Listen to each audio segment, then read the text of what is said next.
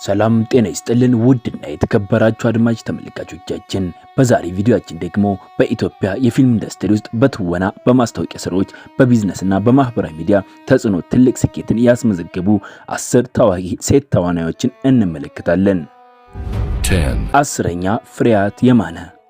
በብዙ የኢትዮጵያ ፊልሞች በመሳተፍ የታወቀችው ፍሬያት የማነ በተመልካች ዘንድ የተወደደች ተዋናይት ናት። የሀብት መጠኗም ከ20 እስከ 40 ሚሊዮን ብር እንደሚሆን ይገመታል። 9ኛ ማህደር አሰፋ። ማህደር አሰፋ በትወና ብቻ ሳይሆን በፕሮዳክሽን ስራዎችም ተሳትፋ የገቢ ምንጮቿን አስፋፍታለች። የሀብት መጠኗም ከ30 እስከ 50 ሚሊዮን ብር ይሆናል ተብሎ ይገመታል። 8ኛ ደረጃ ደግሞ የተቀመጠችው ሜላት ነብዩ ናት። ሜላት ነብዩ በብዙ የፍቅር ድራማዎች የተወደደች ሜላት ነብዩ በኢትዮጵያ ፊልም ዘርፍ ታዋቂ ስም አላት። የሀብት መጠኗም ከ40 እስከ 60 ሚሊዮን ብር ይሆናል ተብሎ ይገመታል። 7ኛ ደግሞ የተቀመጠችው ሳያት ደምሴ ናት። ሳያት ደምሴ ተዋናይት፣ ዘፋኝና ሞዴል በመሆን በርካታ ገቢ ምንጮችን ፈጥራለች። የሀብት መጠኗም ከ50 እስከ 80 ሚሊዮን ብር ይሆናል ተብሎ ይገመታል።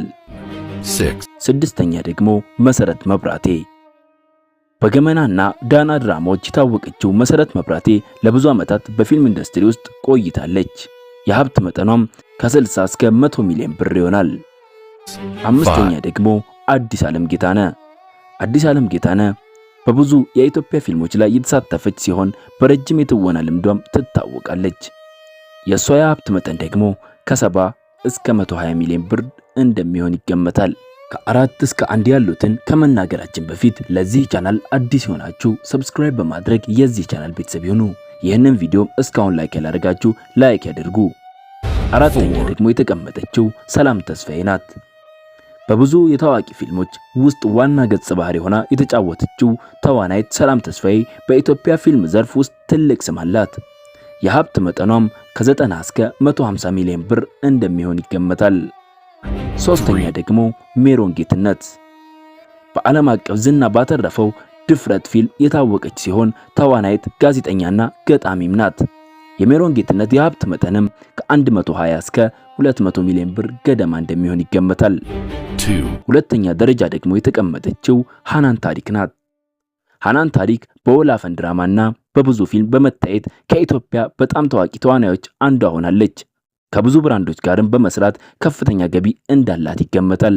የሀብት መጠኗም ከ150 እስከ 250 ሚሊዮን ብር ገደማ እንደሚሆን እየተገመተ ይገኛል። በአንደኝነት ደረጃ በመቀመጥ ደግሞ የዛሬ ሰንጠረዣችንን የምትመራው ሄለን በድሉ ናት። ሄለን በድሉ በኢትዮጵያ ፊልም ታሪክ ውስጥ በጣም የታወቀችና በረጅም ዓመታት የቆየች ተዋናይት ናት። ብዙ ሰዎች የኢትዮጵያ ፊልም ምልክት ከሆኑ ፊቶች አንዷ እንደሆነችም ይቆጥራታል። ሄለን በድሉ የሀብት መጠኗ ከ200 እስከ 350 ሚሊዮን ብር እንደሚሆንም ይገመታል። እነዚህ ተዋናዮች በትወና በማስታወቂያ ስራዎችና በግል ቢዝነሶች የተለያዩ ስኬትን አስመዝግበዋል። ይሁን እንጂ እነዚህ የሀብት ቁጥሮች ግምታዊ እንጂ በይፋ የተረጋገጡ አይደሉም። ለዚህ ቻናል አዲስ የሆናችሁ ሰብስክራይብ በማድረግ የዚህ ቻናል ቤተሰብ ይሁኑ። ሰናይ ቀን።